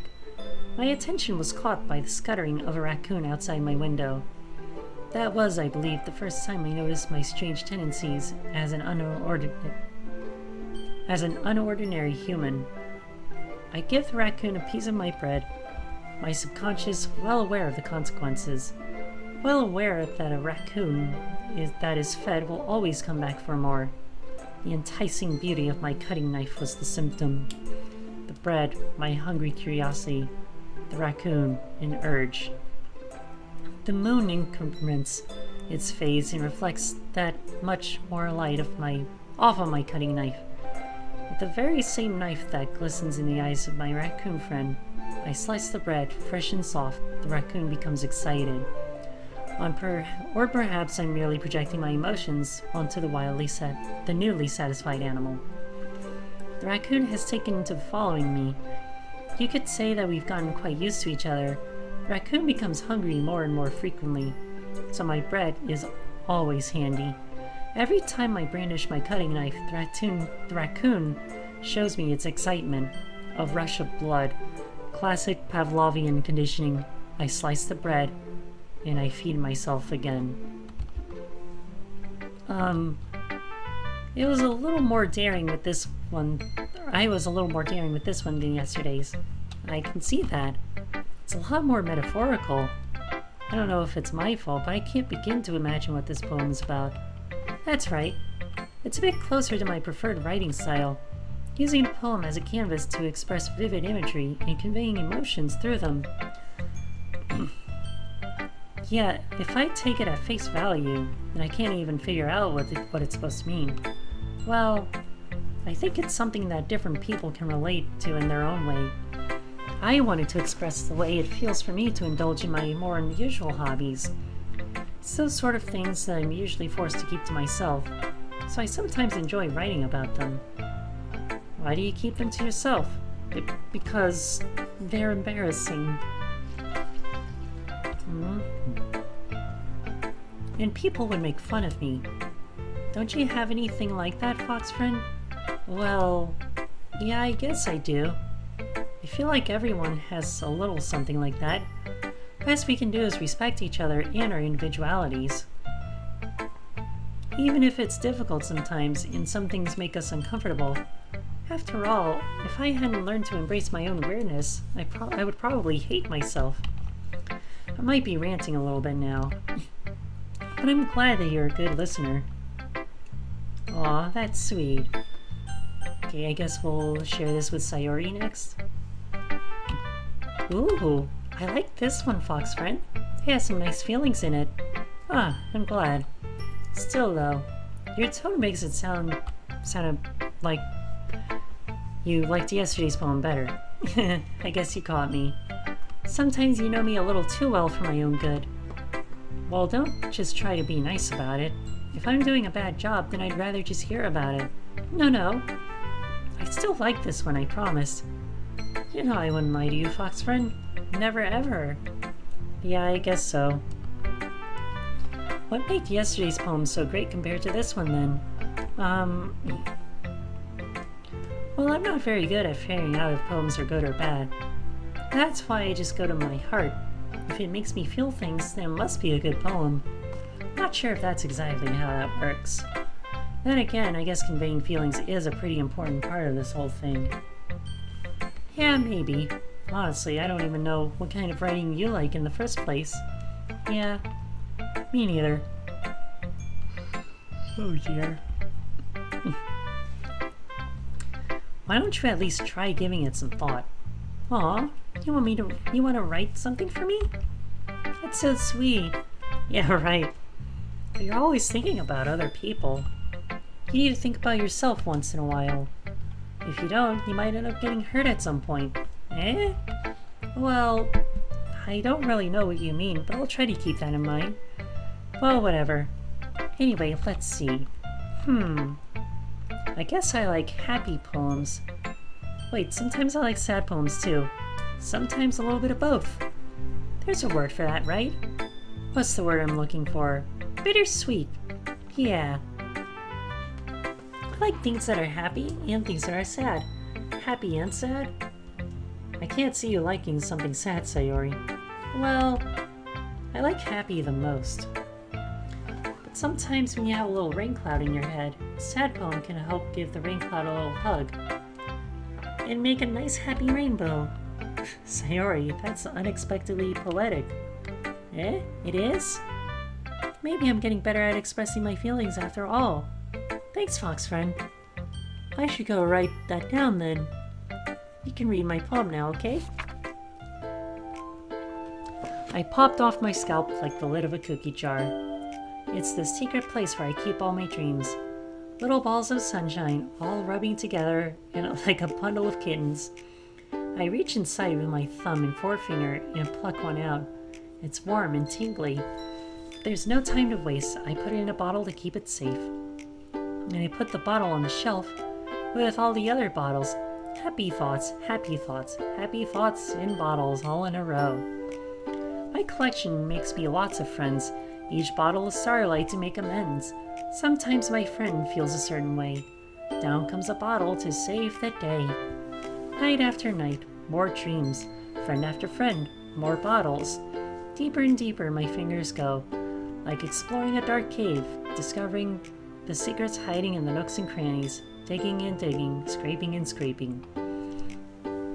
I dust off my bottle caps. Doesn't feel like time elapsed. My empty shelf could use some more. My friends looked through my locked front door. Finally, all done. I open up, and in come my friends. And they come in such a hurry.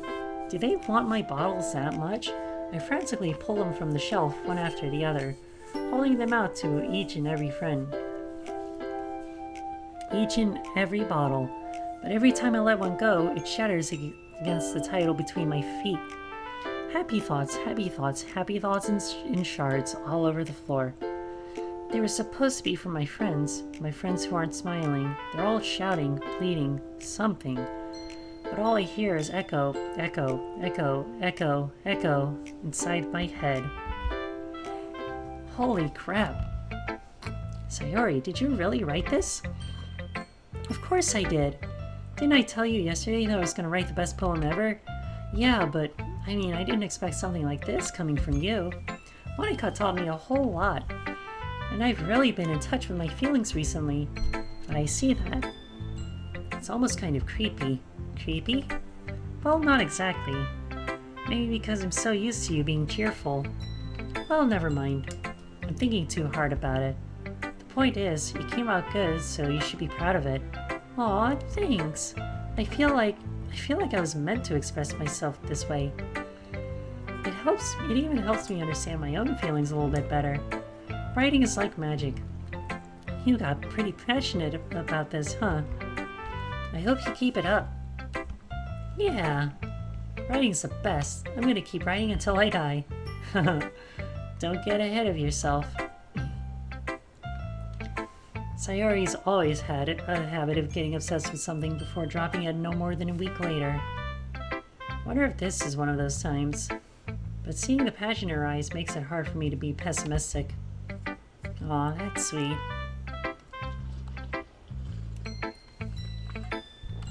Okay, let's share with Natsuki next.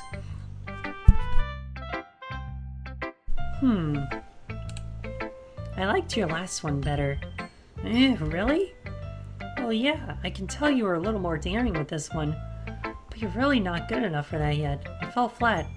That may be true, but I just wanted to try something different. I'm still figuring this all out. I always like poems that aren't trying too hard. I hate when people try to sound fancy or add more meaning just by using annoying and complicated language. Just make it simple, cute, and to the point. Yuri's head over heels for all this cryptic nonsense, but I see right through that BS. Huh. Making your reader look so hard for all this deep meaning is just an excuse to have no meaning at all. I guess that's one way to look at it. Well, everyone has their own opinion, but my opinion is the best opinion. I'm sure you figured that out already. Anyway, here's my poem. Maybe you'll learn something. Amy likes spiders. You know what I heard about Amy? Amy likes spiders. Icky, wriggly, hairy, ugly spiders. That's why I'm not friends with her. Amy has a cute singing voice. I heard her singing my favorite love song. Every time she sang the chorus, my heart would pound to the rhythm of the words. But she likes spiders. That's why I'm not friends with her. One time, I hurt my leg really bad. Amy helped me up and took me to the nurse. Try not to let her touch me. She likes spiders, so her hands are probably gross. That's why I'm not friends with her. Amy has a lot of friends. I always see her talking to people. She probably talks about spiders. What if her friends start to like spiders too? That's the thought. That's why I'm not friends with her. I can fix her. Oh yeah, sure thing. Also, welcome. Welcome to my channel. So yeah, This is my first time going through this game completely. And although I'm at the beginning, I think I'm going to enjoy playing through Doki Doki Literature Club. It doesn't matter if she has other hobbies, it doesn't matter if she keeps it private, it doesn't matter if she doesn't hurt anyone. It's gross. She's gross. The world is better off without spider lovers, and I'm gonna tell everyone. Not bad, right? It's quite a bit longer than yesterday's. Yesterday's was way too short. I was just warming up. I hope you didn't think that was the best I could do. No, of course not. Anyway, the message is pretty straightforward in this poem. I doubt I have to explain it. Sometimes you can explain complicated issues with much simpler analogies, and it helps people realize how stupid they're being. Like anyone would agree that the subject of this poem is an ignorant jerk. Do you know people like that? Of course, it's about how everyone thinks that doesn't matter. It could be about anything. I wrote it to be easy to relate to. Everyone has some kind of weird hobby or guilty pleasure. Something that you're afraid if people find out they make fun of you or think less of you. That just makes people stupid. Who cares what someone likes as long as they're not hurting anyone and it makes them happy?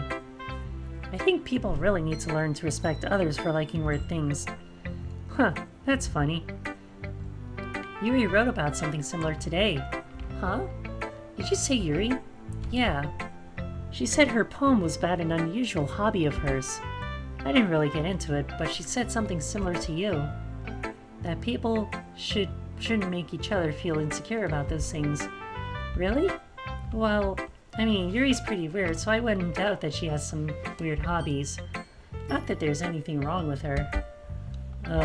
It's not like I would judge her or anything. Natsuki has trouble finding words. I guess I should try not to be so mean to her. If she feels insecure about her weird behaviors and stuff. I mean, I always hate people who make me feel insecure. And Yuri made me feel insecure yesterday. But the way you put it, it sounds like she's learned her lesson. Well, I would say so. Even if her writing style is really different, I'm sure she'll appreciate the message in your poem. It's what I do best, after all. I don't like writing unless there's a good message to take away from it. Like conveying emotions is important. But I want to make people think, not just feel. Remember that. I'm gonna write a good one for tomorrow, so look forward to it. Oh boy, I cannot wait.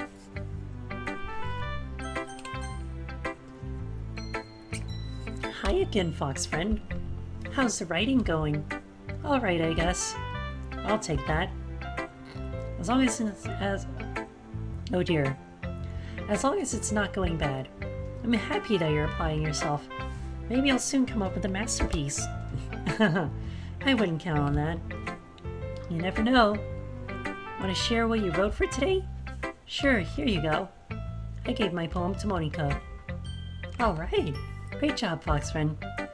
I was going ooh in my head while reading it. It's really metaphorical. Not sure why, but I didn't expect you to go for something deep. So I guess I underestimated you. It's easiest for me to keep everyone's expectations low. That way it always counts when I put in some effort. That's not very fair. Well, I guess it worked anyway. You know that Yuri likes this kind of writing, right? Writing that's full of imagery and symbolism. Unlike Soriori, who likes using simple and direct words to describe happiness and sadness, Yuri likes it when readers are left to derive their own meaning out of it. It's very challenging to write like that effectively, both allowing people to get something out of it just by feel, or letting them deeply analyze all of the nuances. It can take years of practice, which I'm assuming Yuri has at this point. I never really asked though. I'm sure I'm nowhere near her level yet. Don't worry so much about that. You do your own thing. Just keep exploring and learn by trying new things. But anyway, you want to read my poem now? I like the way this one turned out, so I hope you do too. Alright, let's take a look. Save me. The colors, they won't stop. Bright, beautiful colors, flashing, expanding, piercing. Red, green, blue. An endless cacophony of meaningless noise. The noise won't stop. Violent, grating waveforms, squeaking, screeching, piercing, sine, cosine, tangent, like playing a chalkboard on a turntable, like playing a vinyl on a pizza crust. An endless poem of meaningless. Load me. Okay. Right. It's even more abstract than your last one, huh? I guess it's the way I write. I'm sorry if you don't like it. No, I never said that. It's just the kind of thing I've never really seen before, I guess. I kind of like playing with my space on the paper. Choosing where and how to space your words can totally change the mood of the poem. It's almost like magic. The way I wrote the lines really short makes it feel like they're trying to speak over the noise. I see.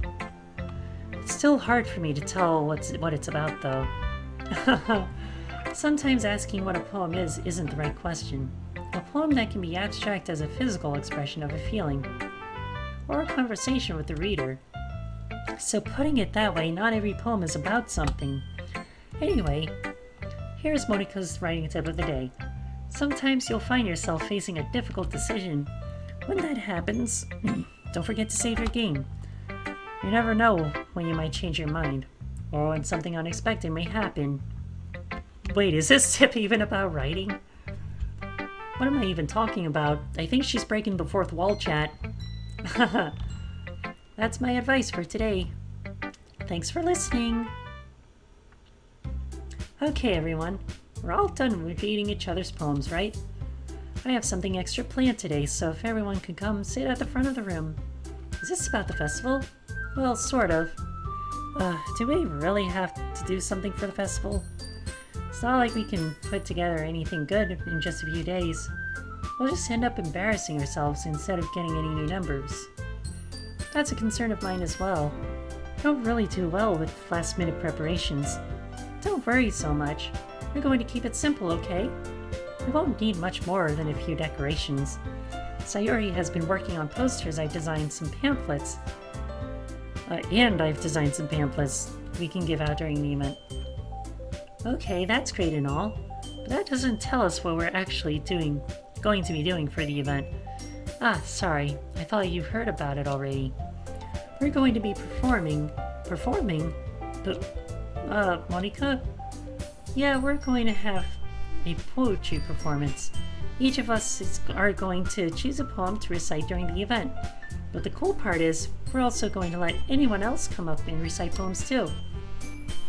Sayori's putting it on all the posters in case anyone wants to prepare ahead of time.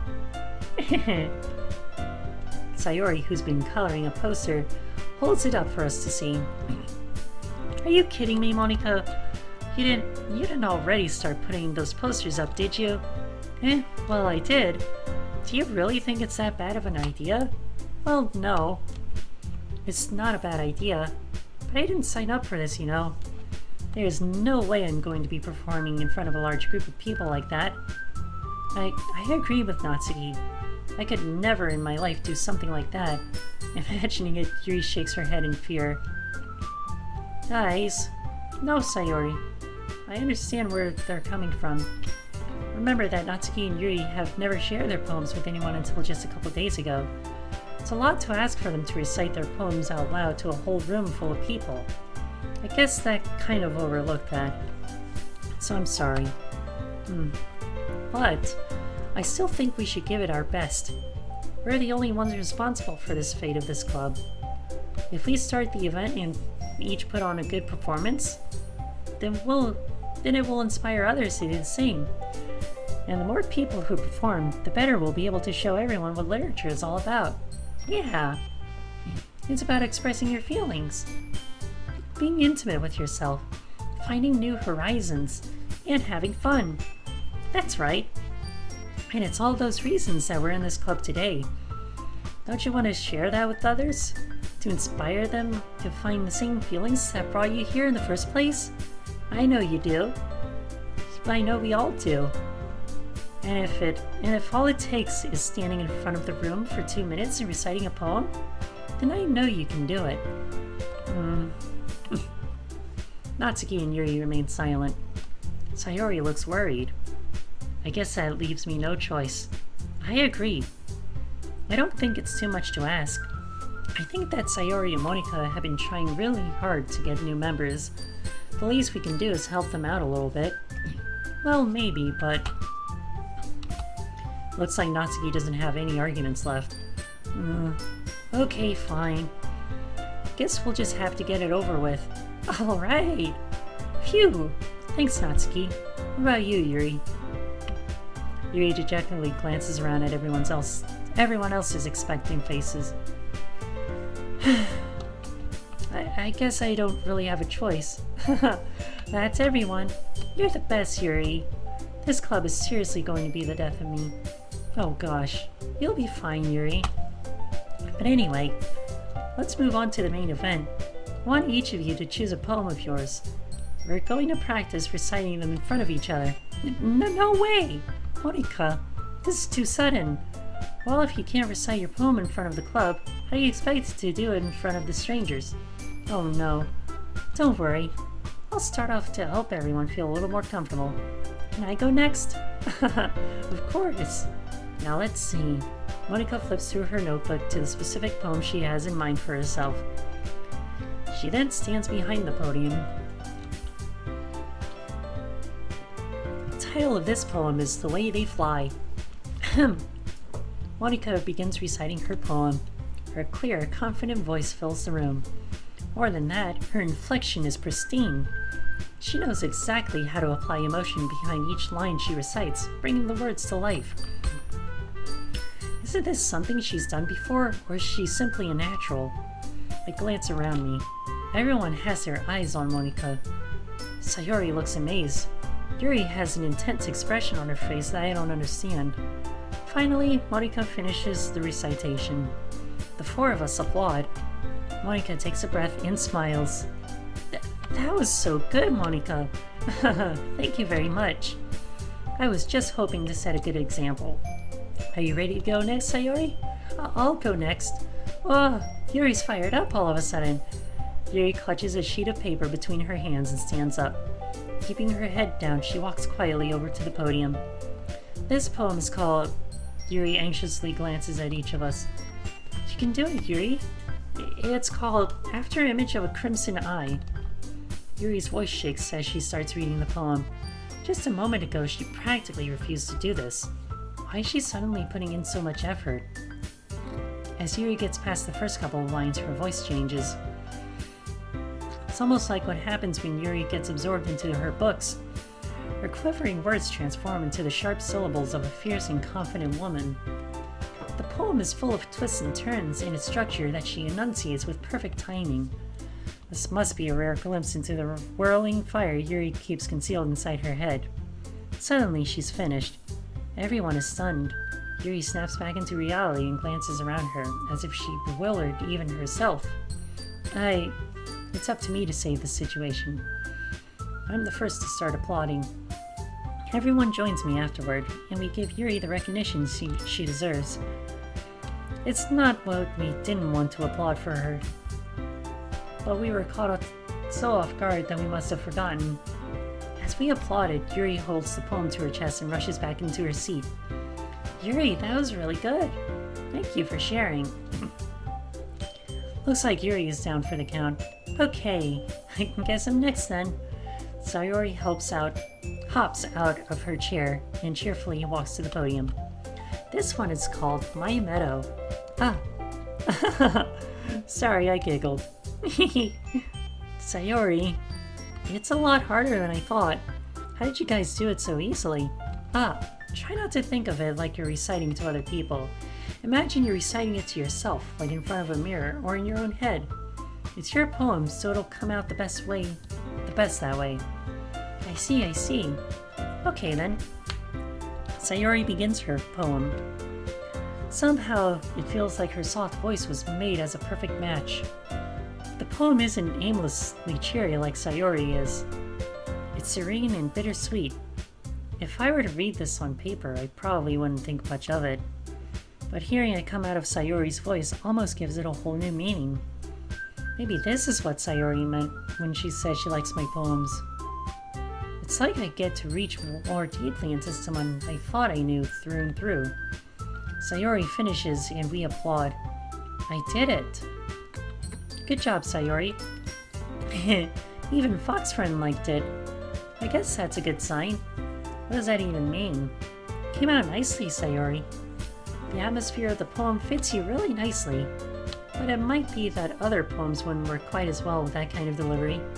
I don't really understand. In other words, I've seen poems of yours where that sort of gentle delivery wouldn't work as well. They might need a little more force behind them, depending on what you're reading. Oh, I know what you mean. Well, I've been practicing that kind of thing. It's just embarrassing to do it in front of everyone. The next time, I'm going to make you pick a poem that challenges you a little more. We don't have much time before the festival, you know. Okay. Now who's next? Natsuki? Don't make me go before Fox Friend. It's not like I can compare you to you guys anyway. Might as well let Fox Friend lower everyone's standards a little before I have to do it. Natsuki. It's fine. Might as well get it over with. It's not like I have much of a selection of what to read. I just have to go with what I wrote for today. I stand up and step in front of the podium. Everyone has their eyes on me, making me feel terribly awkward. I recite my poem. Since I'm not exactly confident in my own writing, it's hard to put energy into it. Despite that, once I finish, I receive applause anyway. Sorry, I'm not really as good as everyone else. Don't worry about it so much. I think it's less about your abilities and more about your lack of confidence in your writing. That's something that will improve over time, though. Yeah, maybe. Alright then. That just leaves you, Natsuki. Yeah, I'm going. Natsuki begrudgingly gets out of her seat and makes her way to the podium. This poem is called... Why are you all looking at me? Because you're presenting. Anyway, the poem is called Jump. Natsuki takes a breath. When she starts reciting the poem, her sour attitude disappears a little. While she's still a little unenthused, her poem has a rhythm and rhyme to it. It's Natsuki's trademark style, and it works surprisingly well when spoken out loud. The words feel like they bounce up and down, as if giving life to the poem. Natsuki finishes and everyone applauds. She huffs back to her seat. That wasn't so bad, was it? Easy for you to say. You'd better not make me do that again. Well, do you at least feel prepared enough to recite a poem in front of other people? I mean, doing it in front of other people will be way easier. I can put on whatever face I want for other people. But when it's just my friends, it's just embarrassing.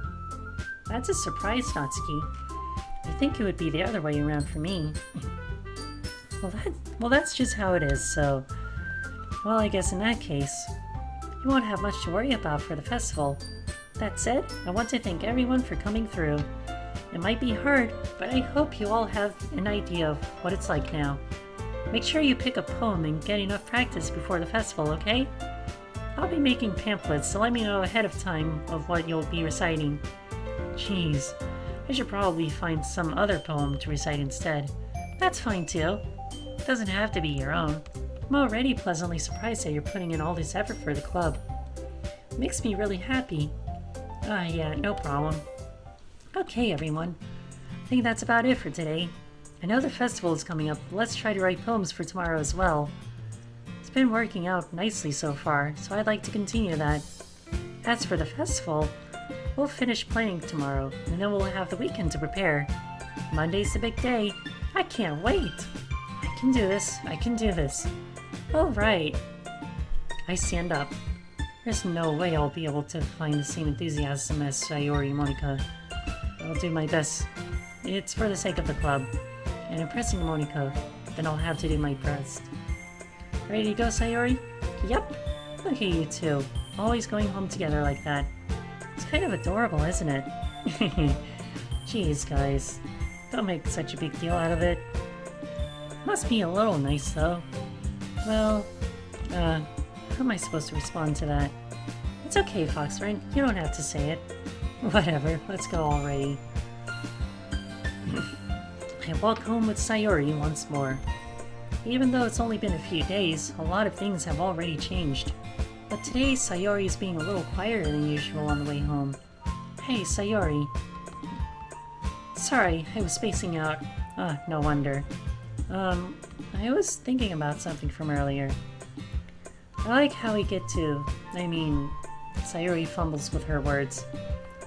So, let's just say that one day Yuri asked to walk home with you. Huh? What would you do? What kind of question is that? You're kind of putting me on the spot here. Well, I would walk home with Yuri. Walking home with Yuri, huh? Why does the thought of that make my heart pound? I mean, given how hard it is for her to socialize, I would feel awful turning her down, so... Isn't she so beautiful and smart? That has nothing to do with what I just said. Haha, you admitted it. Jeez. There's not even any point in speculating something that's never going to happen. Well, maybe. I just like to think about it. It's not long before you won't need me anymore, you know? Need you? Sayori, I can't figure out how you're seeing things in your head right now. Sorry. Everyone is different. Nobody in the club is a replacement for you. If you say so. The conversation trails off and I'm left feeling awkward. It was kind of her fault for trapping me with such a weird question. I can't just lie to her. But if there's something that makes her happy, I would hate to take that away from her. That's why I said there's no point in speculating. And again, the festival is only a few days away. Who knows what will happen in that time? A mystery indeed.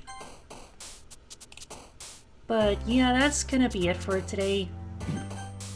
I'm really enjoying this game so far. Really enjoying all the characters. And this poem mechanic, that's really cool.